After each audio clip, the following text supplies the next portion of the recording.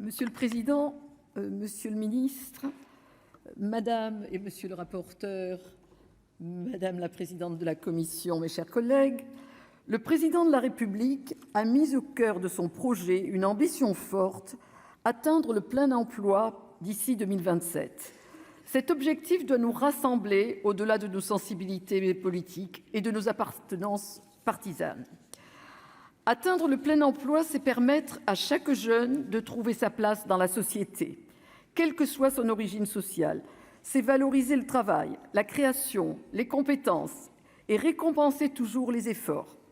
C'est enfin nous donner les moyens de financer notre modèle de protection sociale. Mais, comme souvent en politique, c'est moins l'objectif qui fait débat que les moyens mis en œuvre pour l'atteindre. Je suis sûre que nos discussions au cœur des prochains jours seront riches.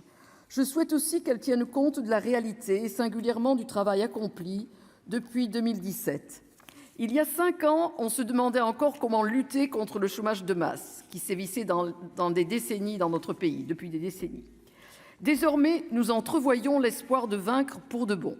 En clair, nous sommes passés d'un objectif négatif à un objectif positif. C'est loin d'être anecdotique. Mais cela nous oblige à prendre des mesures courageuses. C'est déjà ce qui a été fait au cours des 5 années précédentes. J'espère que nous aurons de nouveau des échanges constructifs dans cet objectif. Voilà la mission qui nous échoit à nouveau aujourd'hui avec ce projet de loi portant mesures d'urgence relatives au fonctionnement du marché du travail en vue du plein emploi. Ce texte vise essentiellement à réformer l'assurance chômage afin de garantir l'efficacité et l'équité du régime. Lors du précédent quinquennat, les principales réformes, que ce soit sur le marché du travail, sur l'apprentissage, sur la formation professionnelle ou encore sur l'assurance chômage, ont été engagées quand la conjoncture était plus favorable. Mais ces réformes structurelles ont permis à notre pays de tenir bon par gros temps, d'abord pendant la crise sanitaire, maintenant avec la crise énergétique et l'inflation. Malgré tout cela, le taux de chômage avoisine encore les 7%, à mi-chemin entre les 10% de l'été 2017 et les 4% visés pour 2027. C'est dire en 10 ans le chemin que nous avons parcouru. Bien sûr, on pourrait dire que la situation actuelle est nettement moins favorable qu'elle ne l'était avant la pandémie.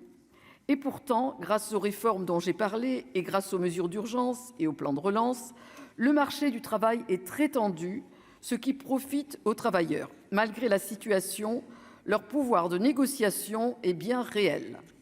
En conséquence, le régime d'assurance chômage se porte plutôt bien. Les nouvelles prévisions de l'Unédic publiées jeudi dernier montrent que le régime pourrait dégager près de 13 milliards d'euros d'excédents sur la période 2022-2024. Ce sont 3 milliards supplémentaires par rapport aux prévisions de juin dernier. Cette amélioration doit nous encourager à faire bouger les lignes sur ce sujet sensible. Il nous faut à la fois mieux valoriser le travail et mieux protéger les demandeurs d'emploi. Mais je crois que nous pourrons trouver de nombreux consensus. La commission des affaires sociales a mené un travail sérieux en validant la plupart des mesures du gouvernement et en y ajoutant d'autres mesures pour mieux valoriser le travail. Je pense notamment à la notification à Pôle emploi de tout refus de CDI au terme d'un CDD. Nous avions proposé un amendement dans ce sens en commission. Je me réjouis que nos rapporteurs aient intégré une telle disposition au texte. Idem pour les abandons de poste. L'Assemblée nationale a ajouté cette disposition et nous l'accueillons favorablement. Il ne s'agit pas de lutter contre un phénomène majeur. Le nombre de ces pratiques reste globalement stable, mais bien d'une question éthique. On ne peut pas octroyer une allocation à un salarié qui abandonne son poste et la refuser à celui qui démissionne en respectant les procédures. Enfin, sur la validation des acquis de l'expérience, nous soutenons la création d'un nouveau service public pourvu qu'elle se fasse à moyens constants. Nous souhaitons que les départements puissent y être associés. Si la formation est un volet de la politique sociale, alors ils y ont toute leur place. Les politiques de l'emploi doivent garantir la solidarité entre les actifs sans compromettre la compétitivité de notre économie. Cette tension entre les objectifs apparemment opposés nous oblige à trouver des compromis. Mais il n'y a là rien de nouveau sous le soleil.